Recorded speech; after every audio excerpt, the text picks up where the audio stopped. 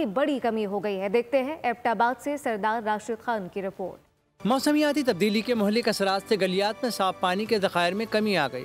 WWF ने सयाहती मकाम नथिया गली समेत दीगर पहाड़ी इलाकों में मौसमी तब्दीली से निमटने और पानी के ज़खायर बचाने के प्रोजेक्ट शुरू कर दिए।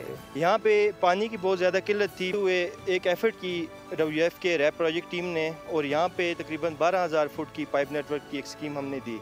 इन्हीं वाटर रिलेटेड इश्यूज़ को एड्रेस करने के लिए WWF पाकिस्तान ने एक प्रोजेक्ट जो है वो इनिशिएट किया है पाकिस्तान में। ये प्रोजेक्ट जो है वो वाटर रिसोर्स अकाउंटेबिलिटी इन पाकिस्तान के नाम से है, जिसका मकसद पाकिस्तान में जितने भी वाटर से रिलेटेड इश्यूज़ हैं उनको एड्रेस करना है।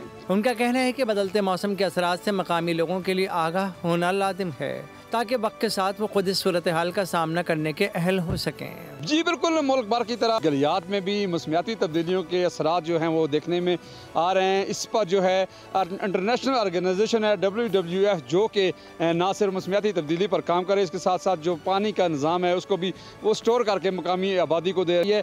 कैमरामैन टीम के साथ सरदार राशिद खान, बोल न्यूज़, एबटाबाद।